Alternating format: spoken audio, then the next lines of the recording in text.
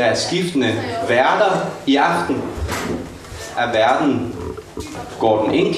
Jeg kalder ham for Flash Gordon Flink Incorporated. Som vil banke det her starte arrangementet her i aften. Banke det her i gang. Det ved ikke om. Har jeg glemt noget, Vibeke? Jeg kan ikke huske, om du glemte det. Nej. Jo, men jeg hedder Arash. Det var det, jeg havde glemt.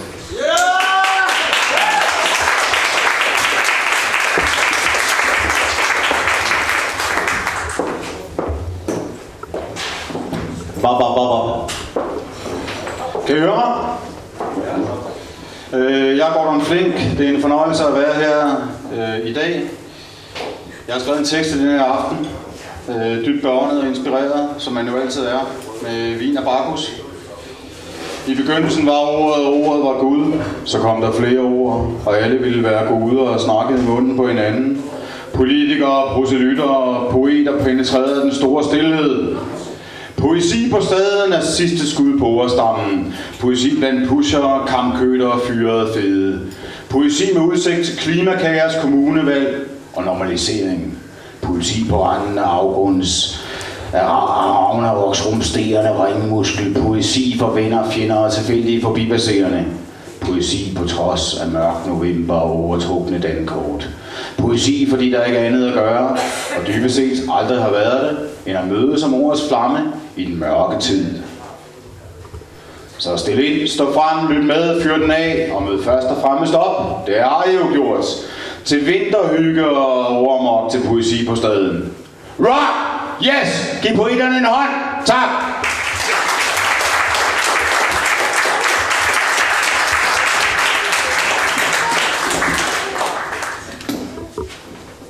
Nu er det ikke nogen hemmelighed, at jeg kunne godt have stået her og snakket hele aftenen, men det vil jeg skåne jer for.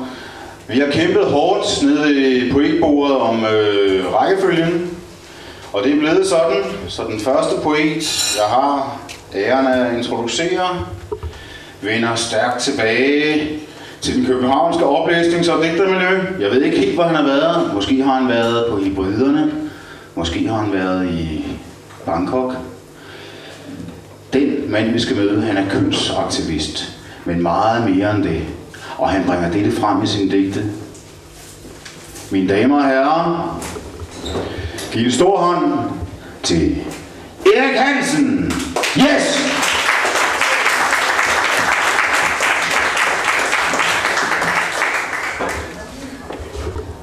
Okay.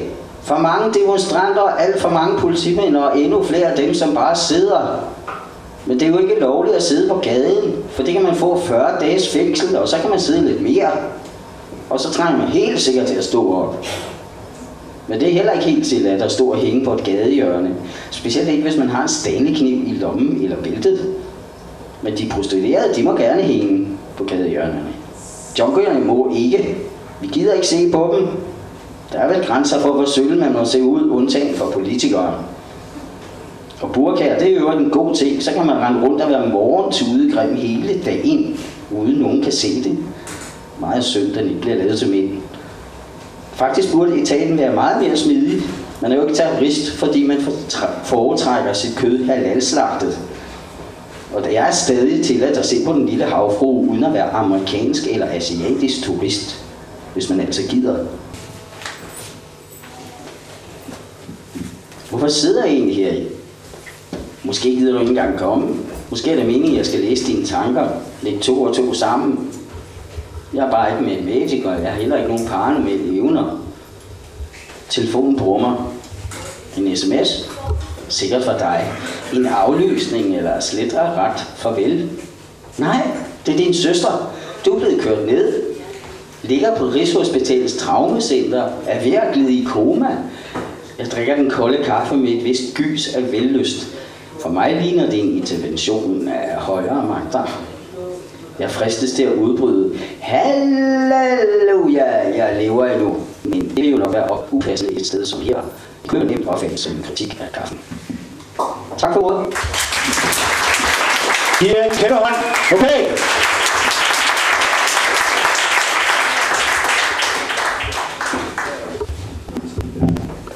Dagen er simpelthen beundret og beundret og begæret og været og beundret af den her poesi.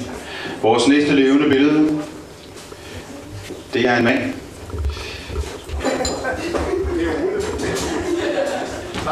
Manden hedder Ole. Han hedder Ole Lillelund. Jeg har set ham synge, danse, svinse, svanse. Han har rejst det meste af verden rundt. Jeg har selv meget berejst. Jeg har rejst i Lem og Laos og Mongoliet og Syrien og alle mulige andre steder. Men Ole, han har virkelig været derude, hvor det rykker.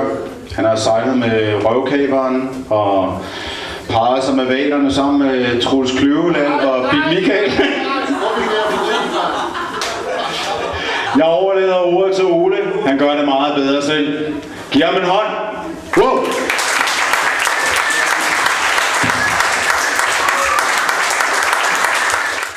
Jeg vil gerne læse nogle digte fra en lidt større verden end Københavns cappuccino-sofaer, om jeg så må sige. Jeg vil starte med en indgangsbøn på arabisk. Det vil sige, at det er kun titlen, der er arabisk. Namaz. Denne aften er en streg på millimeterstokken.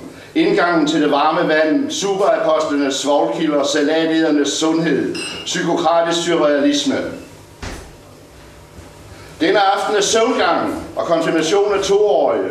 Velkomst til bålstedet, englestøv, opsnuset, opgejlet, opstrikket transitorke med et klimaanlæg. Det er mange år siden, det er skrevet, men det er åbenbart meget.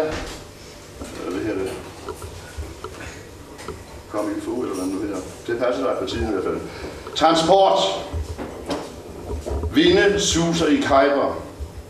Skydestillingerne ligger åbne. Vintre har splintret karavanesporet. Våren klæber sig irret til klipperne. En patan går bred bag sine æsler. Øjet spejtende efter slange og mand. En last skal igennem, og det rager ikke en toller, hvad der ender i Peshawars bazar. Blå mandler, oksekød i læder på hjul, videnskaben kan bruge dine lystdele og urdøber alligevel fra de mange. Kærligheden virker bedst som tokomponentlig. Forholdsreglerne smager der efterladt. Det gør ondt sammen. Inden det katolske kunstkammer opkøber det hele og kalder det revolution. Det brænder, men det er koldbranden. Virkeligheden er overfølsomme over for overbefolkningen. Termitternes terminal. Alt er spisekammer. En drøm med endelige enheder. Blå mandler hænger i Balkans skørt.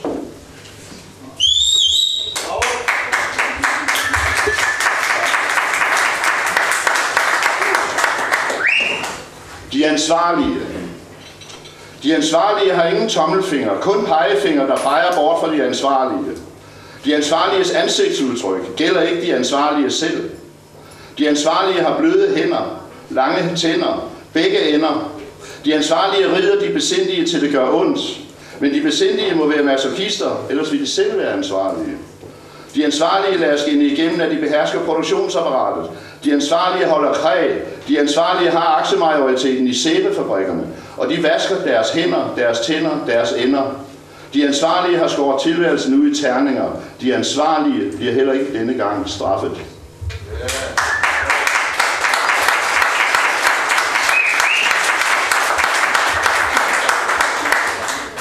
Det første par cowboybukser stod gerne alene, før de blev vasket. Levi's, Elvis. Kinddans og hammerne gyld, ruskin og rokkende knæ i tæskende oceaner af spidse brystholdere. Sene nætter med stjålet, spruteret i Luxembourg, konsumenvolumen, Memphis, Tennessee, hypersprængt hoftearbejde, kryptiske formler på cocktails, og det eneste sted, hun ville bolle, var på dørmåtten.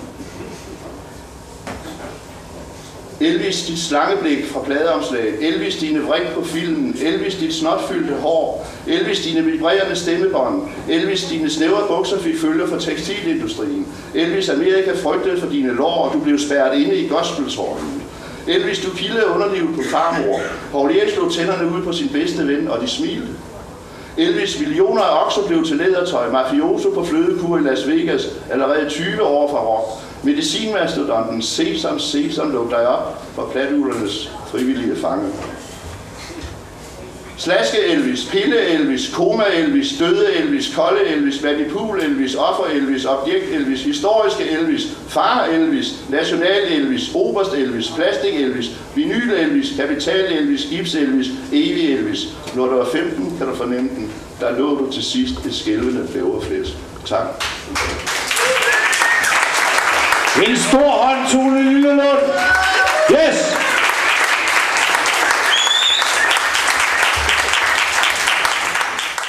Jeg kommer lige med en pauseting her. Det er en, jeg aldrig læst op før. Det var sådan en af den der saks, man smed ud mellem sidebenene en torsdag aften i november. Det er 3 år siden, jeg skrev det, men der er flere ting, der stadig gælder.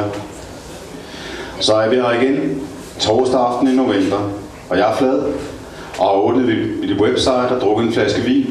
Og åbnet den næste. Og stiftet fred endnu en gang.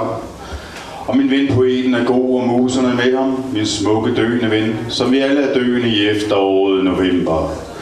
Og jeg har snakket med Kim Kafka, som også var flad. Og alle klynker, og alle er flade, og min mobiltelefon er lukket. Men kan stadigvæk modtage opkald. Ha!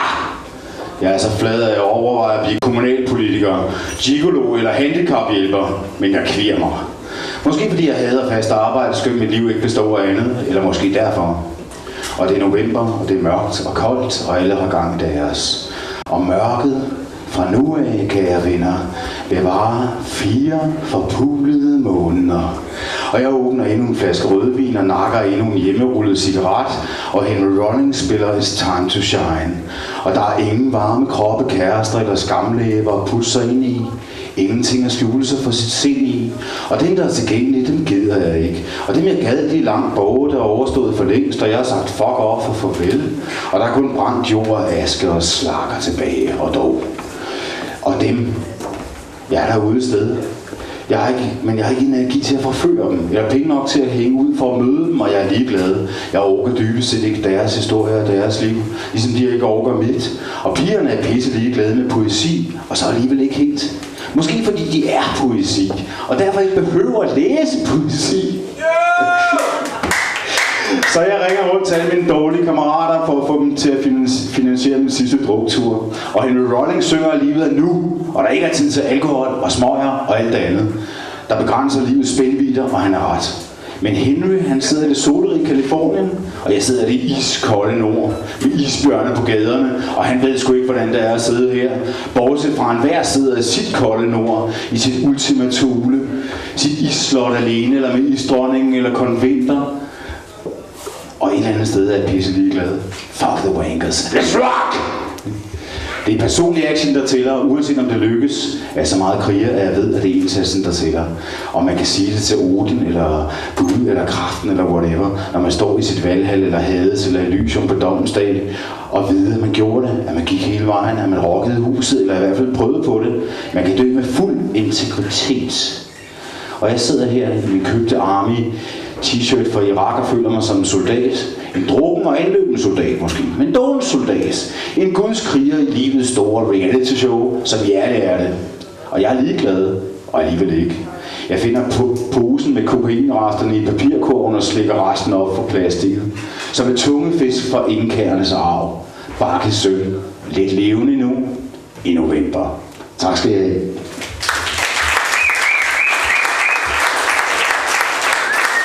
Men næste levende billede er seksolog, og han vil kun læse på spansk i aften. Mine damer og herrer, lad os se ham. Rejs dig, Michael. Ja. Kom herop, giv ham en stor hånd. Michael!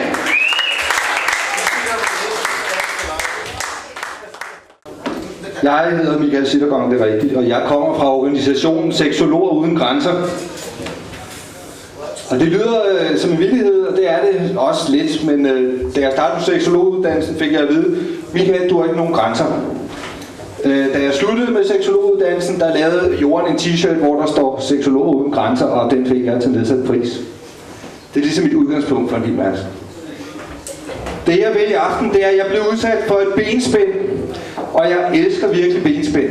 Det benspænd går ud på, at jeg skal fremsige min spanske ting, og så kommer Lorca også ind over, fordi det var der en, der havde lyst til.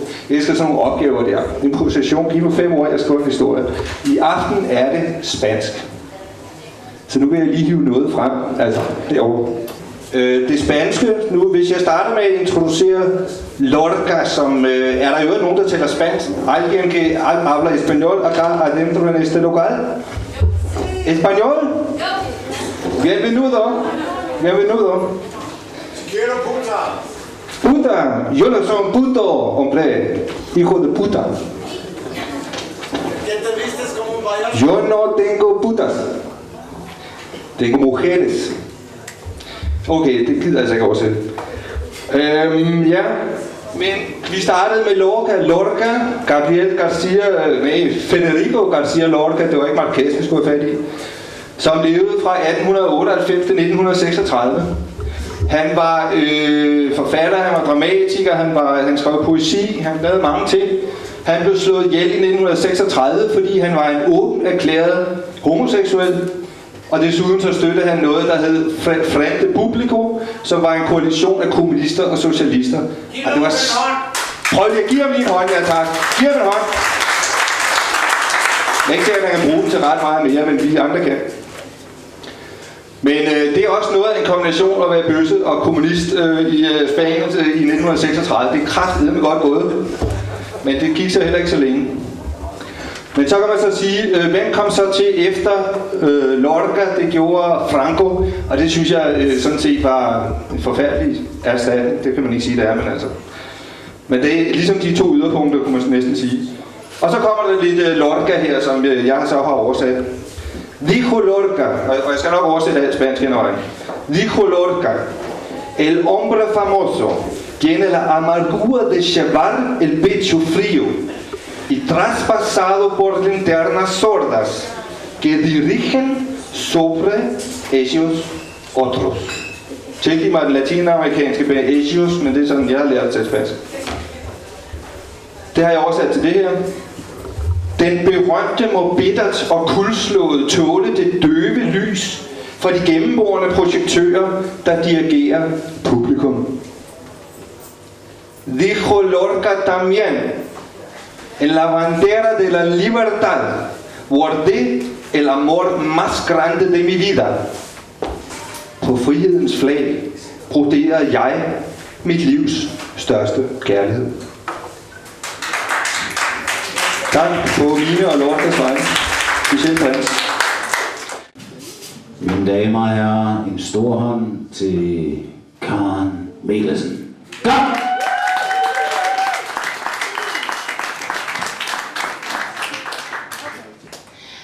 Søger du ind til Paradise, men tag mit advice. Hvis du virkelig vil være kendt, så er det faktisk ret nemt. Gå på åben skærm og have sex med din eks, imens du opfører dig som en heks, der er kompleks. Eller skab bunkevis af splid og lid. Endelig nød og vis mangel på kød. Eller spil død. Og husk nu, vær ikke sød. Ellers skal du forny din have, eller tabe din mave med en væk doktor, der med en diætist vogter. Og vi skal se hver en karamel, der bliver fundet i dit skab, så du ikke propper det i dit gab. Husk nu hver en flab. Du kan også kreere et nyt Big Brother og udstille din egen mother. Eller endnu bedre, lån din tippeoldemor fra hendes plejehjem. Og forny en stil og send hende med VIP-kort afsted mod godt og skade. Og sørg for, at hun i stiletter skal vade. Og måske kan en rocker hende made, eller i stoffer hende bade. Ja, så opnår du seerstorm. Den gamle gorm vil nok undre sig over vores norm og form. Vi er skøre med fame, næsten all the same. Og mit næste digt.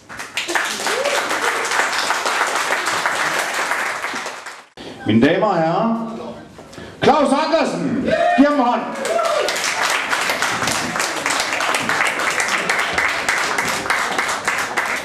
Det ligger lige ud med lidt klassisk.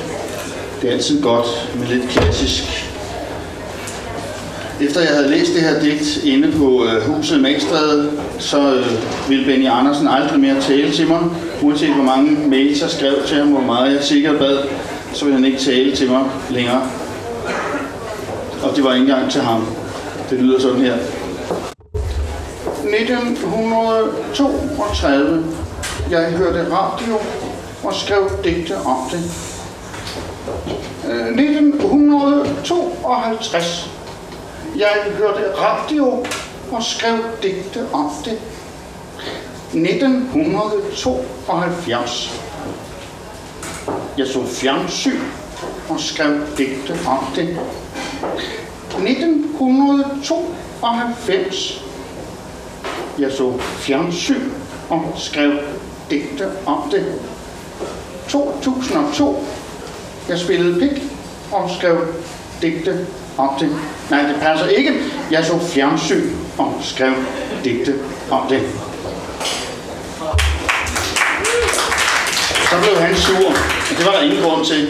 Men nu kan vi snart gøre vores indflydelse gældende alle sammen, for nu er det valg igen, og det er også snart jul igen, for det er det allerede hvert år efter, der er gået 10 måneder for et juleår. Det varer nemlig kun 10 måneder, som vi alle sammen ved, og det handler den her lille ting om. Så er det valg igen, og så er det flæsk igen, og luftkasteller til i morgen.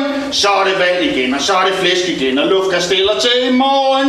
Ja, det er ganske vist, ja, det er ganske vist, for folket styres bedst fra oven. Ja, det er ganske vist, ja, det er ganske vist, for folket styres bedst fra oven. Glæder du dig ikke til i morgen, hvor du ikke skal betale topskat, hvor ventelisterne er væk, og hjemmehjælperne får bedre kår sammen med de andre offentlige ansatte, og de fattige får gratis julehjemspakker, og narkomanerne får gratis stoffer, de rige gratis terapier, bilerne kommer ud af byerne, og byerne bliver helt rene, ligesom luft og vand og mad, og børnelegetøj, og grundskylden kommer ned, og priserne kommer ned, og skolerne bliver bedre, og børnene både kan få halal og vegetar og varm mad i skolerne. Glæder du dig ikke til det slut med østrogen i maden og tungmetaller i fisken og nams i vandhanevandet? Der er så meget fucking nams i vandhanevandet. Glæder du dig ikke til i morgen? Du skal bare lige stemme.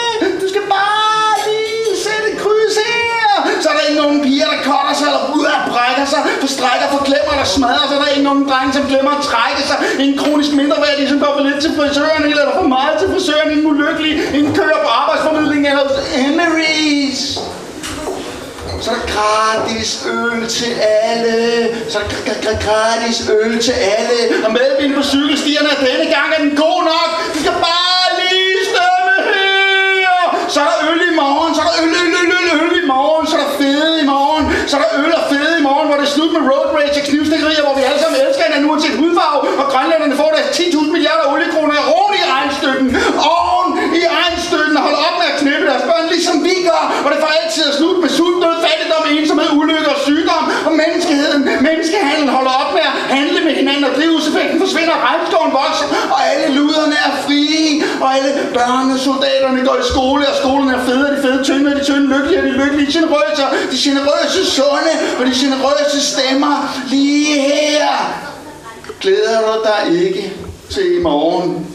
Så er det valg igen, og så er det flæsk igen, og luftkasteller til i morgen. Så er det valg igen, og så er det flæsk igen, og luftkasteller til i morgen. Ja, det er ganske vist. Ja, det er ganske vist, for folket styres bedst fra oven.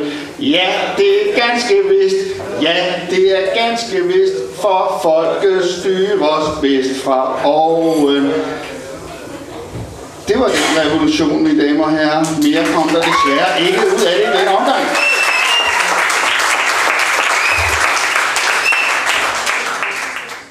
Politisk manifest. En 10-punktsplan. Afskaffelse af elefantriste. Stiletterne sidder fast i hullerne. Bådbroer, terrasser og lignende skal have mellemrum mellem plankerne, så hælen ikke sidder fast imellem. Linoleum og vinylgulve skal forbydes, de er så glatte at gå på, særligt med høje hæle. Afskaffelse af brostensbelægninger uden for høje hæle gangbare felter. Stier med fast underlag i alle skove, strande og parker. Hælene synker i. En ændring af folkeskoleloven. Der skal indføres et nyt fag for pigerne. Hvordan man går i et par høje hæle, det kunne sådan set erstatte faget kemi, for det har jeg alligevel aldrig fattet brikker af. Vi skal også have endnu en ændring af folkeskoleloven, for der skal indføres et nyt fag for drengene. Hvordan man undgår at blive metroseksuel. Det kunne eventuelt erstatte håndarbejde. Det ser alligevel ikke særlig kønt ud, når en mand sidder og strikker. Så skal vi have ændret sexchikaneloven. For hvorfor må chefen ikke lægge an på sekretæren? Det skal altså være lidt sjovere at gå på arbejde hver dag. Så skal der være et forbud mod underholdningsprogrammer med amatører som deltager. Og så skal vi have indført censur over for kvinder, der vil udtale sig om, hvordan kvinder generelt vil have det. Desværre så stiller jeg ikke op til nogen kommunalvalg, så I kan ikke stemme på mig.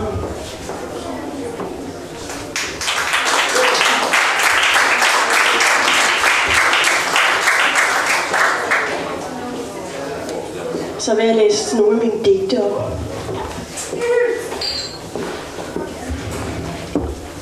Jeg giver den ikke op på nogen.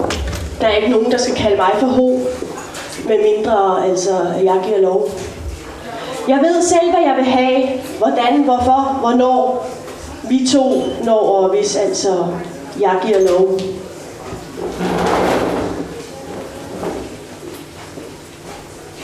Du gør mig. Du er den, der driver mig frem. Giver mig et hit og voldsomt kram. Du er den, der gør mig helt tam. Får mig til at føle mig lam. Lettere fra jorden vejer kun et gram. Du kender ikke til begrebet skam. For mig er det dig, der er mening i. Alt her omkring, som kun du kan give, er lige præcis, hvad jeg kan lide. Du er ikke kun en del af min fantasi, men en del af min terminologi. Beder til, at du altid vil stå mig bi. Du er forførende og kompleks. Tryllebinder mig som en farlig heks. Gør mig usammenhængende og perpleks.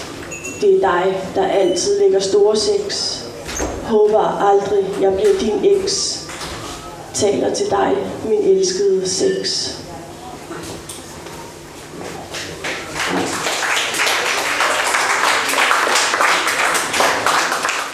Femme fatale.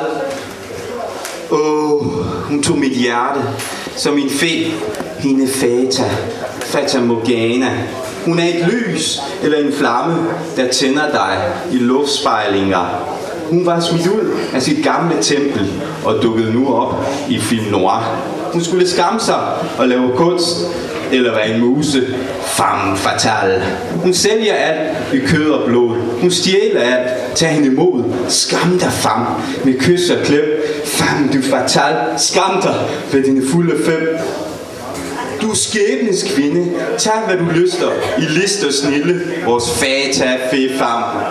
Min vampyrfam, min pigedæmon med monsterblod. Femme du fatale. Med hendes lys i kunstens skys, som Parsifal du monde fatal. En dødelig fam. Din skæbnes imam vil gøre dig tam. Femme fatale.